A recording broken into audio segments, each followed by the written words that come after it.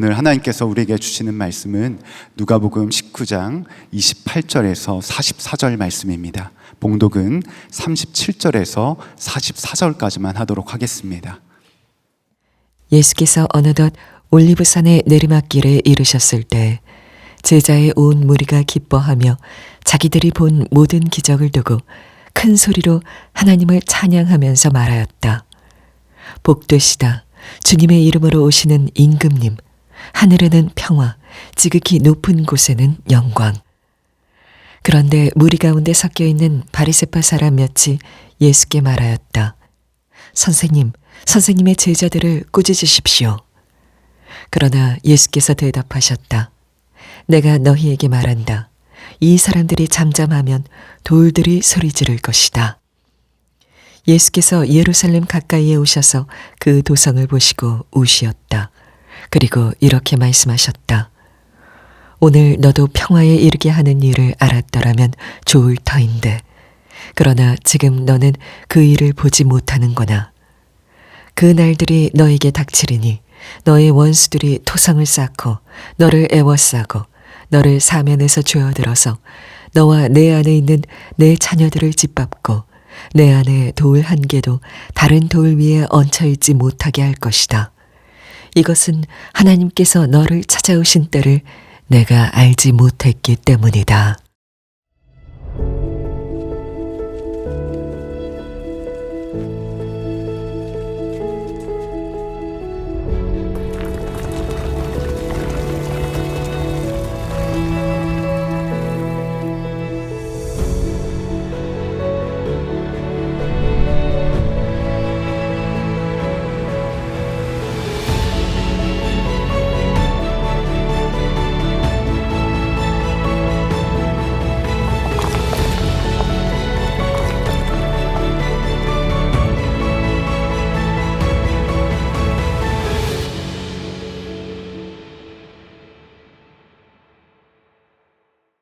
누가복음 주의 임재를 마주하는 달이 9번째 시간입니다. 왜 왕은 환호 속에 우셨는가? 왜 왕은 환호 속에 우셨는가?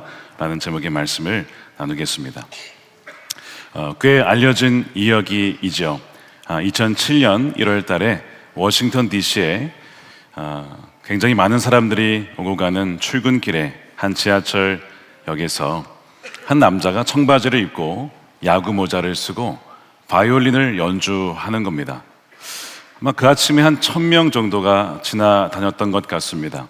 그 중에서 한 7명 정도만 멈추어 서서 그 연주를 감상했다고 합니다. 사람들이 지나가면서 또 돈을 던져주기도 했는데 모인 금액이 고작 32불 정도. 그 사람은 누구였냐면 전 세계적으로 유명한 조슈아 벨이라고 하는 바이올리니스트였습니다.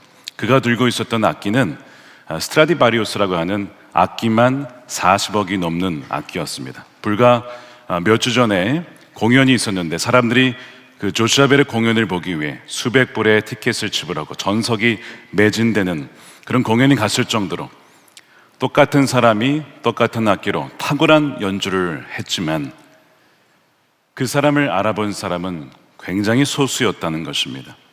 이 이야기가 무엇을 보여주는 것일까? 예수를 알아볼 수 있는 눈이 열려야 된다, 이런 이야기일까? 여러분, 그게 아니라 이런 거죠. 우리가 생각하는 방식대로만 생각하다 보면 진짜를 놓칠 수가 있다는 겁니다. 신앙의 대입해 보면 주님께서 우리 삶에 다가오셨을 때 과연 우리는 주님을 제대로 알아볼 수 있을까라는 질문을 갖게 되죠. 오늘 종료주일 누가복음 본문이 바로 그것을 이야기하고 있습니다. 예수님께서 왕으로서 예루살렘 성에 입성을 하셨습니다. 그런데 일부는 그 주님을 찬양하고 환호하고 맞이하였지만 일부는 오히려 예수님께 항의하면서 제자들을 혼내라고 합니다. 그리고 예수님은 또한 그 도성에 가까이 오시면서 우시는 거예요. 자, 이 누가복음의 종료주일 본문은 좀 독특한 것이 있는데 마테마가 요한과 달리 호산나라는 표현이 없고 종려나무 가지도 나와 있지는 않습니다. 물론 있었겠지만 누가는 그거에 관심을 두지 않았습니다. 누가복음에만 나와 있는 종료주일의 특징 두 가지는 바로 바리새인들이 항의했다는 것과 두 번째, 예수님이 우셨다는 것을 기록하고 있어요. 자, 이 세 가지 반응을 통해 우리에게 본문은 묻고 있습니다. 우리는 주님이 우리의 삶 가운데 임재하셨을 때에 주님을 알아볼 수 있고 또한 주님을 맞이하고 또 주님을 찬양하며 할 수 있는 그런 눈이 우리에게 열려 있는가를 본문은 계속해서 우리에게 묻고 있는 겁니다. 자, 주님께서 오셨을 때 사람들이 이렇게 외치죠. 이르되 찬송하리로다 주의 이름으로 오시는 왕이요. 분명히 왕이라고 이야기를 합니다. 하늘에는 평화요 가장 높은 곳에는 영광이로다. 이렇게 외치는 사람들이 누구냐? 성경은 누가에 의하면 제자들이 그렇게 외쳤다라고 이야기를 합니다. 제자들은 예수님 가까이에서 예수님이 무슨 일을 하시고 어떤 말씀을 하시는지를 보았습니다. 전원자가 걷고 보지 못한 자가 보고 듣지 못한 자가 듣게 되어지는 이사야서에서 예언된 그 메시아의 모습이 예수님의 사역을 통해 나타나고 있기에 예수님을 왕이라고 그렇게 찬송을 하고 있었던 겁니다. 자, 말씀드린 것처럼 그러나 일부 바리새인들이 찾아오더니 그렇게 왕이라고 외치는 제자들을 향하여 예수님께 말하기를 제자들을 혼내라는 겁니다. 꾸짖어 달라는 겁니다. 왜 이런 얘기를 할까요? 바리새인들의 눈에는 여전히 예수님은 왕이 아니었습니다. 그저 선생이여라고 얘기를 하죠. 예수님을 그냥 선생님 정도로 생각합니다. 더 나아가서 왕이라고 하지 말라는 이유가 있습니다. 그 당시의 왕은 누굽니까? 로마의 황제가 왕이죠. 그런데 예수님을 왕이라고 하면 이거 로마 사람들에 의해서 밑보이게 되면 여러 가지 고난을 당하고 어려움을 당할 테니 입단속하라는 겁니다. 어떻게 저분이 왕이냐? 그러니까 제자들을 혼내달라, 뭐 이런 항의를 하는 장면이 본문에 나옵니다. 이들은 정보가 부족해서가 아니라 자신들이 생각하는 메시아가 아니었기 때문에 예수님을 왕으로 맞아들이지 못했던 것이죠. 자신의 기준에 의해서 예수님을 재단하고 있었던 것입니다. 눈이 문제가 있는 것이 아니라, 시력이 좋지 않은 것이 아니라 마음에 문제가 있었던 것입니다. 그런 바리새인들을 향하여서 예수님이 이렇게 얘기를 하시죠. 40절입니다. 그러나 예수께서 대답하셨다. 내가 너에게 말한다. 이 사람들이 잠잠하면 돌들이 소리칠 것이다. 이들의 찬양은 마땅한 것이다. 맞다, 내가 왕으로 여기 온 거야. 만약 이들이 잠잠게 되면 돌들이랄지라도 소리치며 찬양할 것이다, 외칠 것이다 라고 하시는 거죠. 무슨 얘기 하시는 거냐면 사람들이 침묵한다고 해서 예수님이 왕이 아닌 것이 아닌 거죠. 사람들이 인정하지 않는다고 해서 진리가 사라지는 것도 아닙니다. 진리는 영원히 살아서 외칠 것이고 결국에는 진리가 빛을 밝힐 것이기 때문입니다. 자, 이 장면 이어서 이 누가가 포착한 독특한 부분이 바로 예수님이 우셨다는 장면입니다. 가까이 오셨는데 예수님이 우시는데 이 원문의 의미는요, 그냥 운 게 아니라 통곡하시며 우셨다는 의미입니다. 이상하죠? 환호 속에 예수님이 예루살렘에 입성을 하셨는데 왜 예수님은 도시에 오셔서 통곡하며 우시는 것일까? 그 이유가 있습니다. 그 도시에 곧 닥칠 비극을 주님은 아셨기 때문에 너무나 안타까운 마음으로 우신 것입니다. 이렇게 얘기를 하셨어요. 오늘 너도 평화에 이르게 하는 일을 알았더라면 좋을 터인데 그러나 지금 너는 그 일을 보지 못하는구나. 누가가 기록한 종려주의 본문의 중심 중에 하나입니다. 예루살렘은 어떤 뜻이냐? 평화의 도시라는 뜻이죠. 그러니까 평화를 갈망하고 원하는 도시예요. 그런데 정작 평화이신 주님을 알아보지 못합니다. 구원을 원하지만 구원이 임하는 방식을 또한 알아보질 못합니다. 평화와 자유를 원하지만 정작 복음을 통해 주님이 오셨건만 그 평화에 관한 일을 알지 못하여서 결국에는 무력을 통해 다른 방식으로 평화를 추구하다가 멸망당하는, 그 당하게 될 예루살렘과 그 도시의 사람들을 향하여 너무나 애통한 마음으로 주님은 우시는 것입니다. 여러분, 참된 평화가 어디에 있습니까? 무력으로 올까요? 참된 평화는 오직 예수님 안에 있는 줄로 믿으시길 축복합니다. 하나님과 우리 사이에 갈라져 있습니다. 인간의 실존은 하나님을 떠나게 되면 마치 뿌리 뽑힌 나무처럼 잠깐은 살 수 있을지 모르나 결국에는 메말라 죽을 수밖에 없는 존재가 인간의 실존이죠. 그렇기 때문에 우리가 살 수 있는 길은 오로지 다시 하나님께 돌아가는 길일 뿐인데, 그 다리가 바로 예수님이라는 겁니다. 예수님이 진정한 평화와 화해를 주시려고 오셨어요. 그런데 사람들은 그분을 알아보지 못했어요. 결국에는 여러분, 예수님 말씀이 뭐랍니까? 적들이 너희를 에워싸고 토성이 쌓일 것이고 너희들이 멸망할 것이다, 너희 자녀들이 결국 죽게 될 것이다, 이런 끔찍한 이야기를 하십니다. 이 말씀이 AD 70년에 로마 장군 디도에 의해서 결국은 실현이 됩니다. 예루살렘 성은 무너지고 성전도 파괴가 되어지고 도시도 무너지게 되는 끔찍한 일이 벌어지게 되죠. 자, 그런데 예수님이 이 예언을 하시고자 하는 것은 이유가 있습니다. 그 이유가 무엇이냐, 왜 이렇게 되는 것이냐, 그거를 우리에게 알려주고자 하는 거예요. 그 이유를 이렇게 말씀을 하셨어요. 자, 44절 후반부입니다. 이것은 하나님께서 너를 찾아오신 때를 너가 알지 못했기 때문이다. 하나님이 너를 찾아오셨건만 너가 그것을 알지 못했기에 결국에는 이 파멸을 맞이하게 된 것이라고 말씀하시며 우시는 겁니다. 이것이 동일하게 우리에게도 주시는 말씀일 수 있어요. 새벽마다, 아침마다, 주중에 전도하는 우리 전도자분들이 계십니다. 여러분, 전도해 보시면 사람들이 전도를 잘 받아들이시던가요? 바쁘다는 이유로 혹은 알면서도 거절하는 사람들이 많이 있습니다. 주님이 그들을 보면서 어떤 마음이 드실까요? 통곡하며 우실 겁니다. 하나님이 그를 찾아오신 때를 그들이 알지 못했기 때문에 너무나 애절한 마음으로 애통해하며 아마 우실 거예요. 여러분, 우리도 마찬가지죠. 많은 사람들이 이렇게 묻습니다. 하나님, 제 삶에 정말 하나님이 찾아오시는 것 맞습니까? 저와 함께 하시는 것 맞습니까? 기도에도 아무런 응답이 없고 문제는 더 심각해지는 것 같고, 또한 자녀들의 문제, 삶이 풀리지 않는 여러 가지 문제를 경험할 때마다 주님이 나를 사랑하시는가, 주님이 나와 동행하시는가를 그렇게 의심하며 묻곤 합니다. 그런데 오늘 말씀은 우리에게 다른 가능성을 이야기해 줍니다. 주님이 우리에게 오시지 않은 것이 아니라 주님이 오셨지만 우리가 전혀 다른 방식으로 기대했기에 오신 주님을 알아보지 못한 것 아닐까라고 하는 부분이죠. 종료주일의 군중이 바로 그러했습니다. 예수님을 환영하긴 했는데, 물론 제자들은 예수님을 알아보았죠. 그러나 예수님을 환영한 이들 중에 예수님은 정치적 메시아로서 강력한 힘을 가지고 로마의 실세를 다 뒤집고 이 나라 민족을 다시 독립시켜 주실 그런 왕으로 원했으나 며칠 만에 그 기대가 사그라들자 그들의 환호는 십자가에 못 박혀 죽이라는 분노로 바뀌게 됩니다.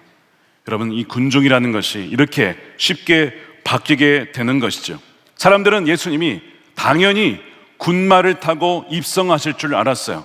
그런데 예수님이 뭘 타고 오십니까?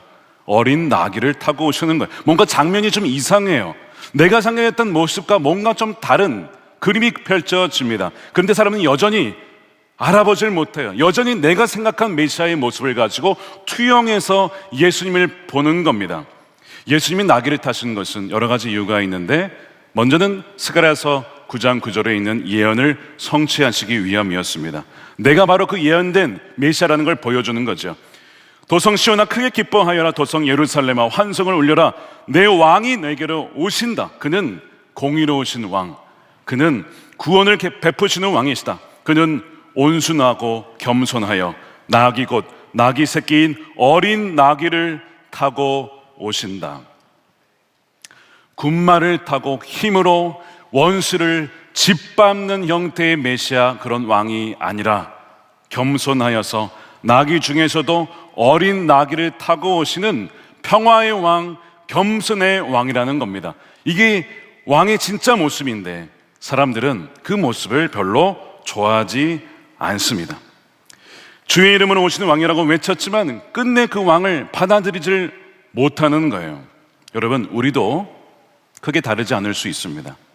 우리가 보통 내가 원하는 형태의 예수님이 있어요. 내가 이런 계획을 준비했으니까 예수님 좀 도와주세요. 나를 도와주시고 내 계획에 정말 힘을 보태주시는 그런 주님을 생각합니다. 물론 우리의 도움이 되시고 우리에게 지혜를 주시는 분이시죠. 그러나 또한 우리에게 불안을 없애주기를 원하시지만, 또한 내 편이 되어주기를 원하시는 예수님을 생각하지만, 이런 건 어떻습니까? 예수님이 말씀하시기를 너희가 나를 따라오려면 내 자신을 부인하고 너의 계획과 너의 고집을 내려놓고 십자가 예수님만 지는 것이 아니라 너가 져야 될 자기 십자가가 있다. 그 십자가를 지고 죽기까지 나를 따라와라. 그래야만 내 제자가 될 것이다 라는 이 이야기, 여러분들은 그런 예수님 좋아하십니까? 정말 아멘, 주님 제 계획 내려놓겠습니다. 제 고집을 꺾겠습니다. 주님 저에게도 주님의 그 남은 고난을 질 수 있는 십자가를 주시고 저도 그 십자가를 지고 따라가겠습니다. 그런 예수님 정말 여러분 좋아하십니까? 여러분 죄송하지만 그런 예수님 별로 인기가 없습니다. 예수님은 늘 우리에게 승리를 주시고 앞장서서 적들을 물리치시고 강력하게 모든 상황을 뒤집어 엎으시는 그런 메시아를 우리는 원하죠. 그러니까 예루살렘의 군중들이나 우리나 크게 다르지 않을 수 있다는 거예요. 그러다 보니까 우리도 예수님이 우리 삶에 너무나 분명하게 임재하셨음에도 불구하고 마치 예수님이 안 계신 것처럼 너무나 실망하며 살아갈 때가 많다는 거죠. 어떤 사람은 너무나 바빠서 주님의 임재를 놓쳐요. 너무 바빠서 주님을 만날 시간이 없어요. 어떤 사람은요, 상처 때문에 주님의 임재를 거부합니다. 교회에서 받은 상처, 관계에서 받은 상처, 기대가 없어요. 어떤 사람은 예배는 드리는데 형식적으로만 드리는데 너무 익숙해져서 주님이 나에게 말씀하신다라는 기대가 없어요. 주님을 만날 어떤 준비를 하지 않고 그냥 옵니다. 종교 생활은 하지만 이것이야말로 참 두려운 것이 하나님께서 내게 오신 때를 너가 알아보지 못하였구나. 이 일이 우리에게도 얼마든지 우리 삶에 벌어질 수가 있다는 겁니다. 여러분은 어떻습니까? 예수님이 지난주에 여러분의 삶에 어떻게 찾아오셨고 어떤 말씀을 하셨고 여러분들이 그 말씀에 어떻게 반응을 하셨습니까? 나는 지난주에 한 번도 주님 만난 적이 없는데, 한 번도 주님이 나에게 말씀하신 적이 없는데 정말 주님이 그러셨을까요? 아니면 우리가 못 알아듣고 우리가 주님을 알아보지 못하는 것일까? 저는 후자였을 거라고 저는 생각합니다. 오늘 본문이 이렇게 끝나면 좀 뭔가 좀 어둡죠. 암울합니다. 그러나 여기에 이렇게 끝나는 게 아니에요. 사실 본문을 다시 앞으로 돌아가 보면 놀라운 복음이 여기에 숨겨져 있습니다. 누가는 28절에 예수님이 어떤 마음으로 예루살렘에 오셨는지를 포착을 하고 있습니다. 28절에 보니까 예수께서 이 말씀을 마치시고 앞장서서 걸으시고 예루살렘으로 올라가고 계셨다. 주가 우리를 향해 앞장서서 오신다는 거예요. 이게 무슨 의미인지 아시겠습니까? 이게 왜 복음이냐? 예수님이 예루살렘에 가시기 전에 어떤 일이 일어날지 몰랐겠습니까? 일부 사람들이 나를 맞이하겠지만 일부 사람들은 나를 싫어할 것이고 거부할 것이고 십자가를 질 것을 예수님이 몰랐겠습니까? 아셨죠. 거절당할 거 아셨죠. 싫어하실 거 아셨죠. 그러나 예수님은 앞장서서 예루살렘에 왜 오셨습니까? 저와 여러분들을 살리시기 위하여. 그래서 오신 거예요. 이것이 하나님의 방문의 본질인데요, 우리가 준비되었기 때문에 찾아오시는 게 아니에요. 여러분, 준비된 자가 얼마나 되게 있겠습니까? 준비되어서 찾아오신 게 아니에요. 하나님이 찾아오시기로 결정하셨기 때문에 오시는 것이고, 아무리 인간이 거절하고 그분을 배척해도 그 거절과 배척보다 하나님의 사랑이 훨씬 더 크기 때문에 주님 포기하지 않는 그 마음으로 찾아오시는 것입니다. 그러니까 앞장서서 제자들을 재촉하여 예루살렘으로 가자 하시는 그 예수님이 그 마음을 한번 느껴보십시오. 누구를 찾아가겠다는 겁니까? 저와 여러분들을 찾아오시겠다는 거예요. 여러분들의 삶 가운데 가야겠다. 걔가 나를 거절해도, 나를 모른다 하여도, 나를 알아보지 못해도, 일상에서 나를 무시하여도 나는 갈 수밖에 없어. 나는 내 자녀들을 품을 수밖에 없어. 난 포기할 수 없어. 가자, 자녀들아 가자라고 주님은 계속 앞장서서 예루살렘에 가시겠다고 하는 거예요. 여러분, 이것이 복음이 아니겠습니까? 기쁜 소식이에요. 주님은 우리가 아무리 주님을 거절하고 무시해도 찾아오시는 겁니다. 나귀를 준비하는 장면도 가만 보면 참 놀랍죠. 제자들에게 자, 어디에 가면 나귀가 있을 거야. 근데 어린 나귀가 있어. 주인이 있는데 이거 왜 가져가냐 그러면 물어볼 거야. 그러면 주가 쓰시겠다 하라 하면 놓아줄 거다. 그 제자들이 갔더니 정말 그 시나리오 그대로 벌어집니다. 갔더니 나귀 새끼가 있고 주인이 있는데 물어보길래 주가 쓰시겠다 하라 말했더니 정말 그냥 내주는 겁니다. 이게 뭘 말하는 거냐면 주님의 방문은요, 우연이 아니라는 겁니다. 주님은 계획하셨고 의도하셨고 모든 것을 다 준비하셔서 찾아오셨다는 거예요. 누구를요? 저와 여러분을. 주님은 우리를 찾아오시고 만나주실 때 어쩌다가 그냥 우연히 만났네 이게 아니라 우리를 찾아오실 때는 늘 계획하시고 의도적으로 자기 백성을 살리시기 위해 정확한 타이밍에 정확한 장소에서 우리를 만나 주시는데 바로 주님은 우리의 사랑이시기 때문이죠. 그러니까 예수님이 눈물을 흘리시며 통곡하는 것은 단지 이게 슬픈 표정만으로 보시면 안 됩니다. 포기할 수 없는 사랑의 징표라고 하는 것이죠.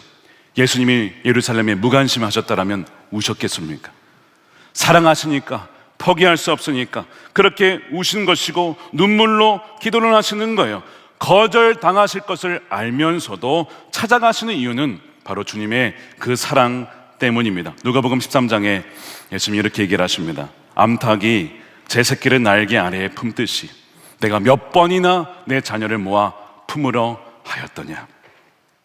여러분 예수님 믿으십니까? 여러분들이 예수님 믿기까지 예수님이 몇 번이나 여러분들을 찾아오시고 품으셨는지 여러분 상상할 수 있겠습니까? 여러분들을 위해서 기도하고 눈물로 기도하며 사랑으로 손길로 여러분들에게 수많은 사람들을 통해서 복음의 메시지와 사랑으로 다가오신 주님의 그 손길이 도대체 몇 번인지 우리가 어떻게 알 수 있겠냐고요. 나중에 천국 가면 알 수 있겠죠.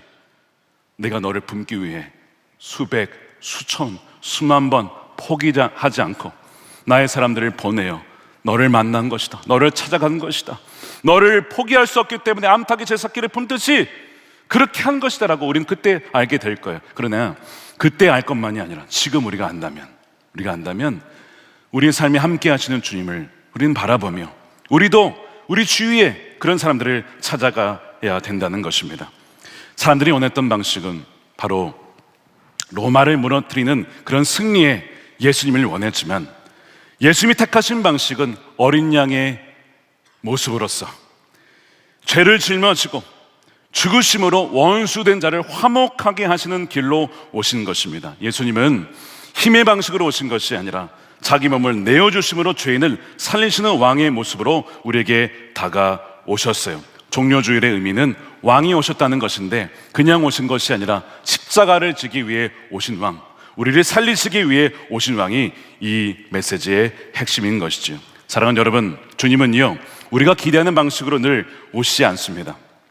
말씀드린 것처럼 다양한 방식으로 오시는데 사람을 통해서, 메시지를 통해서, 말씀을 통해서, 공동체의 사랑을 통해서 우리에게 오실 수 있어요. 자, 그러니까 우리가 기도해야 될 것은 무엇이냐면 주님, 제가 원하는 방식대로 와주십시오가 아니고 주님, 어떠한 방식으로 제 삶에 역사하시든 주님이 오시는 그때를 바라보고 알아볼 수 있는 그 눈을 열어주십시오 라고 기도하는 것입니다.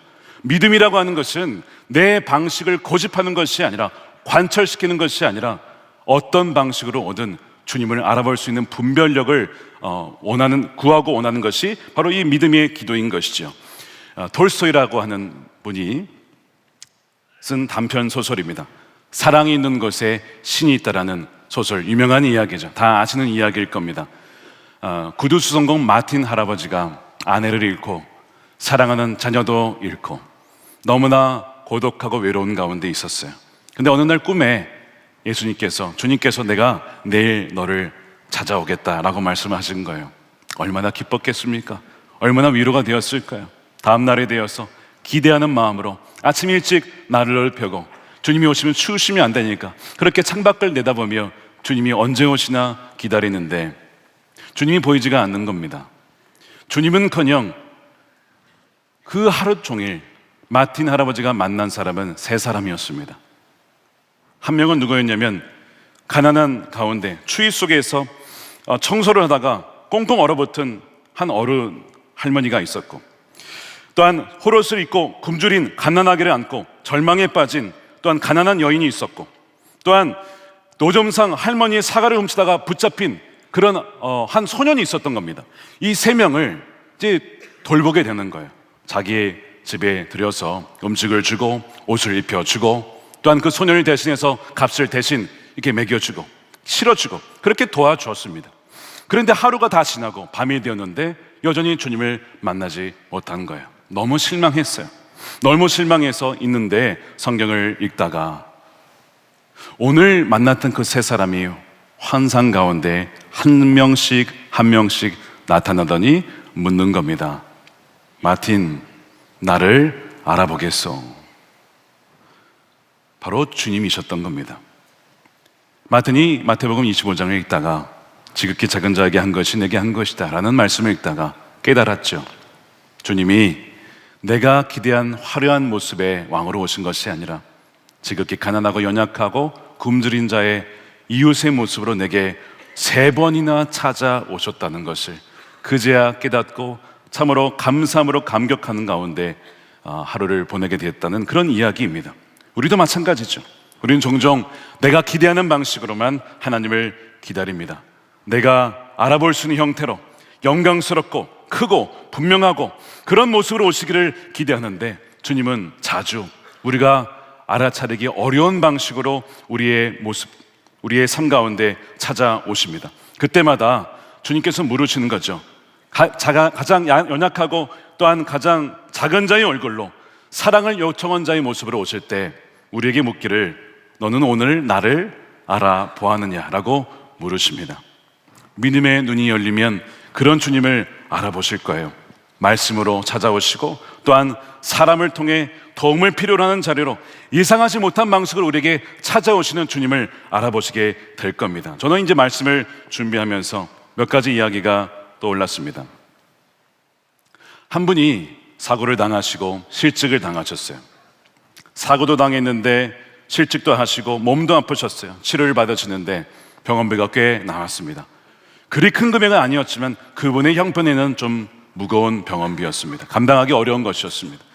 그때 이런 마음이 든 것이죠.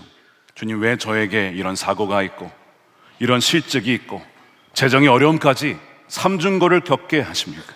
주님은 어디에 계십니까? 라는 그런 의구심이 든 거예요. 그런데 우리 교회에 우리 어려운 교우를 돕는 그런 팀이 있습니다. 위드라고 하는 부서, 거기에 많은 성도들이 참여해 주셨어요. 그분의 형편의 이야기를 듣고 도와주셔서 기도와 사랑을 담아 재정을 보내드렸는데 그분이 전혀 예상치 못한 때에 교회로부터 도움을 받으니 그분이 너무 감격해 하시면서 저에게 메일을 보내시기를, 목사님, 전혀 예상치 못한 순간에 찾아온 하나님의 세밀한 공급하심에 저희 가족은 놀라움과 함께 뜨거운 눈물을 흘리지 않을 수가 없었습니다. 이번에 표현이 뭐였습니까? 전혀 예상치 못한 순간에 하나님이 찾아오셔서 저를 돌보아 주신 그 은혜에 너무 감사하셨다는 것입니다. 사랑하는 여러분, 주님은요, 우리가 예상한 타이밍에 늘 오시는 건 아닙니다. 그런데 때로는 기적 같은 사건보다 한 사람의 손길과 믿음의 공동체의 사랑을 통해서 주님은 우리에게 찾아와 주시고 우리와 함께 하신다는 것을 우리는 잊어서는 안 된다는 것입니다. 또 다른 이야기가 있어요. 저희 교회 교직원분 중에 아버님이 평생 불교에 심취하셨던 분입니다. 그의 아버지의 또 어머니는 불교대학에서 가르칠 정도로 대대로 그렇게 특심이셨던 가정이에요. 근데 어머니는 예수님 믿고 딸도 예수님 믿는데 아버지가 안 믿으니까 얼마나 안타깝습니까? 그 예수님이 예루살렘 성을 보면서 우신 것처럼 이 딸과 이 어머니가 이 남편 때문에 너무 안타까워서 눈물로 막 기도를 한 거예요.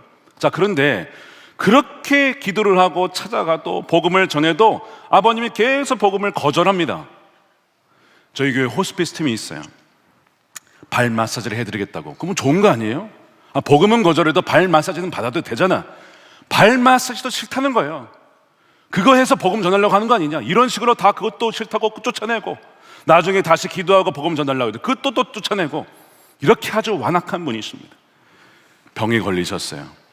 마음이 좀 누그러질만 한데 전혀 바뀌지를 않는 겁니다. 그렇게 투병을 오래 하시다가 어제 소천을 하셨어요.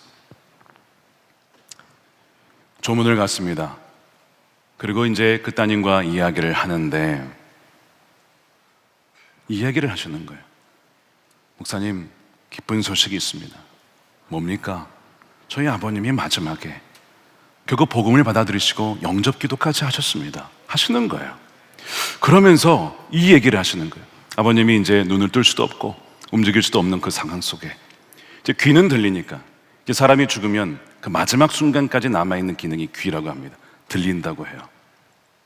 그래서 움직일 수는 없지만 때로는 이렇게 이야기를 하다 보면 눈물을 흘리는 경우가 있죠. 들리기 때문입니다. 어쨌든 그 아버님에게 그 마지막 순간인 걸 알고 이제 따님이 계속 말씀을 들려주었대요. 그러면서 이런 얘기를 했답니다. 아버님이 좀 묵뚝뚝한 분이셨나 봐요. 아빠 평생 나 한번 제대로 안아준 적 없잖아. 근데 아빠가 천국 꼭 갔으면 좋겠어. 다른 데 가지 않았으면 좋겠어. 천국 꼭 가면 다시 만났을 때 그때는 꼭 나를 안아줘. 그 아빠가 어떻게 하신지 아십니까? 고개를 이렇게 움직이시더래요. 고개를.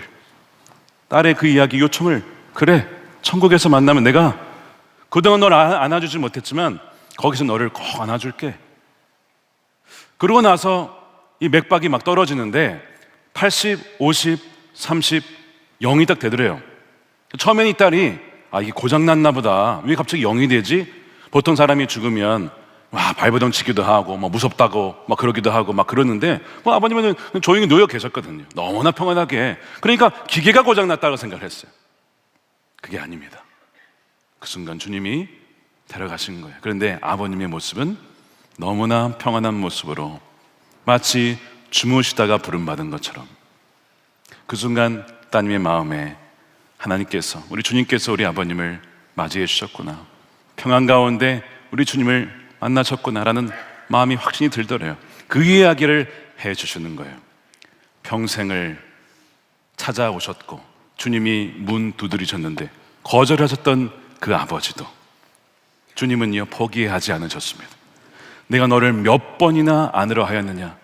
주님은 포기할 수 없어요. 그 마지막 순간까지, 이제 얼마 남지 않은 순간까지 주님은 포기하지 않고 끝까지 찾아오셔서, 다시 찾아오셔서 거절당하실 것을 알면서도 찾아오셔서 결국에는요 만나셔서 우리 귀한 아버님을 천국으로 인도해 주신 그 놀라운 은혜가 얼마나 감사한지, 저는 어제 조문을 다녀오면서 그 감사와 감격으로 충만한 가운데 이 기쁜 소식을 우리 성도들에게 들려주며 비슷한 상황 가운데 있는 분들에게 두려워하지 말아라, 염려하지 말아라.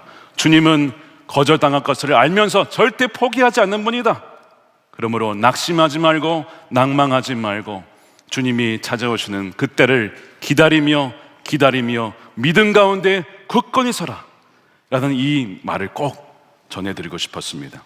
사랑하는 여러분, 주님이 오신 때를 우리는 알아보는 눈이 열려야 됩니다. 이번 한 주간 보내시면서 한번 이렇게 해보시기 바랍니다. 하루를 시작하실 때, 주님, 오늘 하루를 시작합니다. 제 눈을 열어주셔서 주님이 오늘 하루 동안 제 삶에 찾아오시는 그 순간을 알아볼 수 있도록 해 주십시오. 그리고 하루를 마감할 때 주님께서 내 삶에 오늘 하루 동안 어떻게 찾아오셨나를 한번 보는 겁니다. 어떻게 찾아오셨을까? 말씀 가운데 찾아오셨나? 돕는 사람을 통해 찾아오셨나? 기도하는 가운데 찾아오셨나? 내 계획이 꺾이는 것을 통해, 그치, 내 계획이 아니라 하나님의 계획이 서야지. 그 꺾이는 것마저도 하나님이 찾아오신 것이구나. 내가 외면하던 죄를 비추시는 그 빛을 통해 내가 죄를 지었구나, 내가 주님의 마음을 아프게 하였구나 깨닫게 하심을 통해 나를 찾아오셨는가. 이런 기대를 품고 하루를 돌아보면 주님을 알아볼 수 있는 감각이 더 민감해지게 될 것입니다. 그러면 그 뜨인 눈으로 혼자만 그렇게 살 것이 아니라 그 눈이 닫혀있는 분을 향해서 가는 거예요. 자, 예수님이 예루살렘에 어떻게 가셨습니까? 거절당할 거 아시고, 돌 맞을 거 아시고, 채찍 맞으실 거 아시고, 십자가 질 거 아시고도 우리 살리시기 위해 오신 것처럼 호스피스 팀이 거절당할 걸 알면서도 계속 찾아갔던 것처럼 우리가 주님을 닮아 있다면 우리도 그 우리 주위의 친구들과 가족들에게 거절당할 것을 알면서도 주님의 마음으로 주님의 때를 기다리며 찾아갈 때 저와 여러분이 정말 주님을 닮은 예수님의 제자가 되는 것입니다. 사랑하는 여러분, 오늘 제목이 왜 왕은 환호 속에 우셨습니까? 주님이 오셨지만, 하나님이 방문하셨지만 알아보지 못한 것에 대한 너무나 안타까움으로 우셨던 거예요. 그러나 그 눈물은 그냥 슬픔의 눈물이 아니라, 정죄의 눈물이 아니라 아직도 사랑하신다는 뜻입니다. 아직도 포기할 수 없다라는 그런 뜻입니다. 그렇기 때문에 무관심 왕은 울지 않잖아요. 포기하지 않으시는 왕이 우시는 거예요. 그러므로 눈물은 절망의 표시가 아니라 희망의 은혜의 신호인 것입니다. 사랑하는 여러분, 우리에게 찾아오시고 우리와 함께 하시고 또한 우리와 동행하시는 그 주님을, 평화의 왕으로 나귀를 타고 겸손하게 오시는 그 주님을 바라보는 눈이 활짝 열리는 여러분들이 되시기를 축복합니다. 또한 주님의 그 안타까운 심정을 품고 우리 주위의 영혼들을 위하여 계속해서 찾아가시고 기도하시는 저 여러분들을 통하여 주의 오실 길을 예비하는 그 길이 열려서, 그래서 결국에는 주님이 오시는 그날 착하고 충성된 종이라고 주님을 맞이하는 저와 여러분들이 되시기를 주님의 이름으로 축원드립니다. 아멘. 우리 함께 이 시간 기도하겠습니다.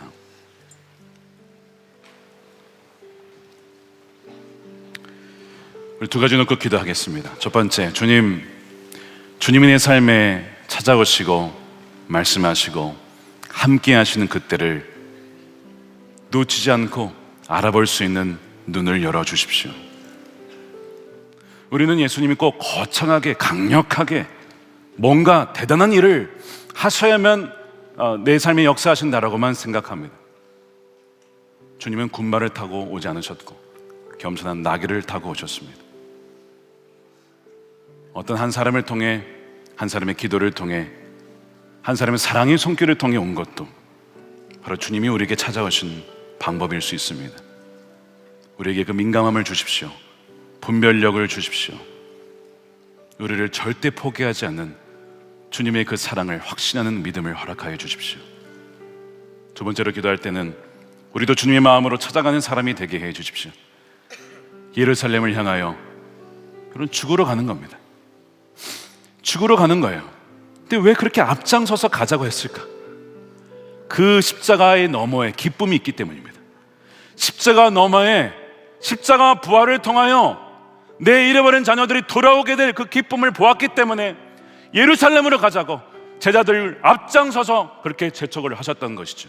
우리도 우리 주위에 있는 여전히 믿지 않는 분들을 볼 때 눈물이 나잖아요. 안타깝잖아요. 그러나 동시에 그걸 봐야 됩니다.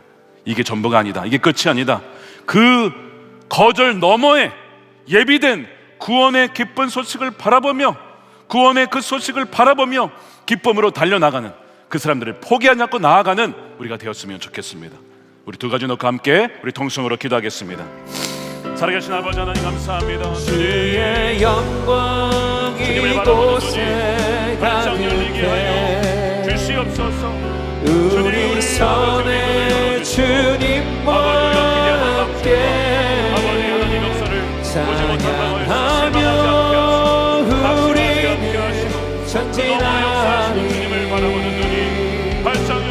모든 열방 주볼 때까지 주의 영광 이곳에 가득해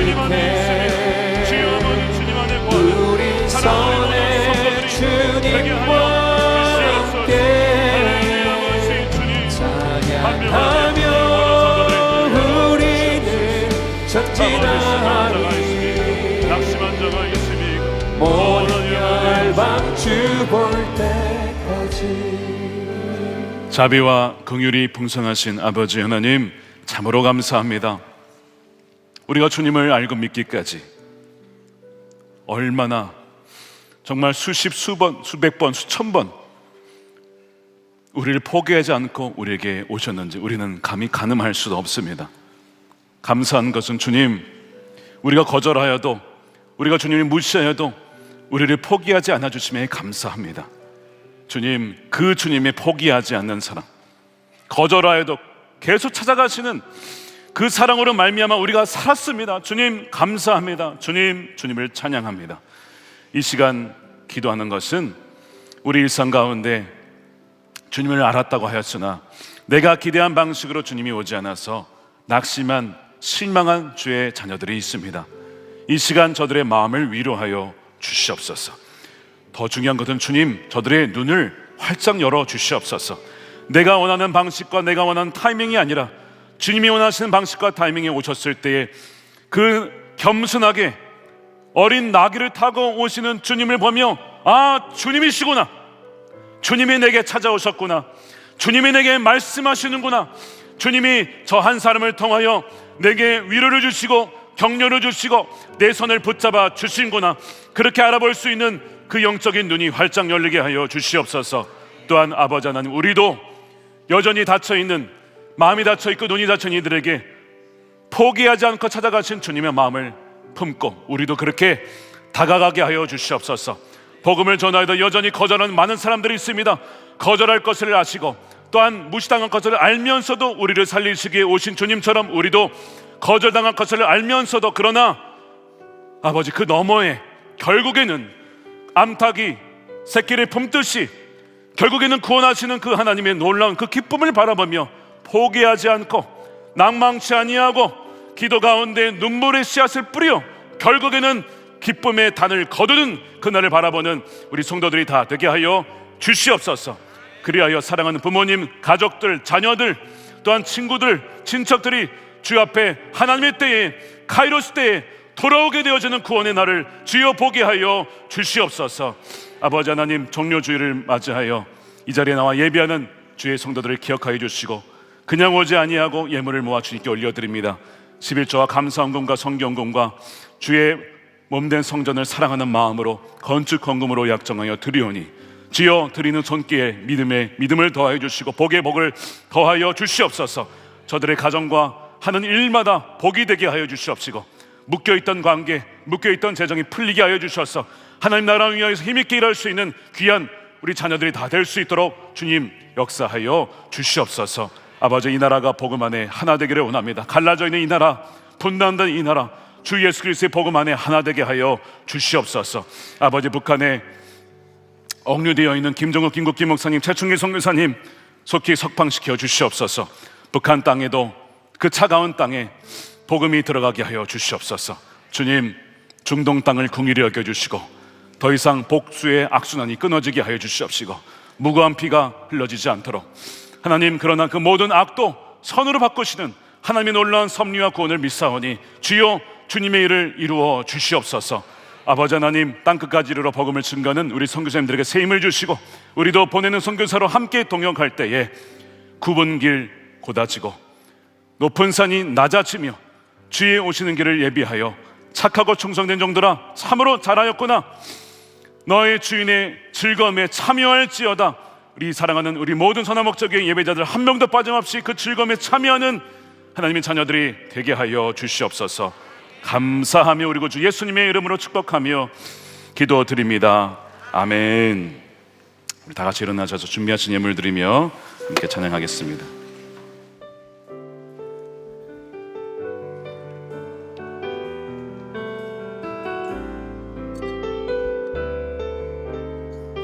내 눈 주의 영광을, 내 눈 주의 영광을 보네. 우리 가운데 계신 주님, 그 빛난 영광, 그 빛난 영광 온 하늘 덮고 그 찬송 온 땅 가득해. 내가 주의 영광을 보내, 내 눈 주의 영광을 보내. 찬송 가운데 서신 주님, 주님의 얼굴은 온 세상에 납니다. 주님의 얼굴은 온 세상 향하네. 권능의 팔을 드셨네. 주의 영광 이곳에 가득해. 우린 선의 주님과 함께, 우린 선의 주님과 함께 찬양하며 우리는 전진하리. 모든 열방 주의 볼 때까지, 모든 열방 주 볼 때까지 하늘 아버지 우리 새롭게 하사 열방 중에서 주를 섬기게 하소서. 모든 나라 일어나 찬송 부르며 영광의 주님을 보게 하소서. 주의 영광 이곳에 가득해 우린 선의 주님과 함께 찬양하며 우리는 전진하리. 모든 열방 주 볼 때까지 찬양하며 우리는 전진하겠습니다. 찬양하며 우리는 전진하리. 모든 열방 주 볼 때까지 모든 영광 감사 주님께 올려드립니다. 할렐루야. 축도하겠습니다. 이제는 우리 주 예수 그리스도의 크신 은혜와 아버지 하나님의 측량할 수 없는 풍성한 사랑하심과 성령님의 감화감동 교통 내주하심이 주님을 바라보는 눈이 활짝 열려서 언제 어디서나 주님과 동행하며 주의 말씀에만 순종하여 주의 오시기를 예비하는 자로 다시 한번 주님께 나아가는 사랑하는 우리 모든 예배자들 머리 위에 저들의 가정과 일터와 사랑하는 자녀들과 다음 세대와 주의 몸된 교회와 조국 대한민국과 열방 가운데 영원히 함께 하시기를 간절히 축원하옵나이다. 아멘.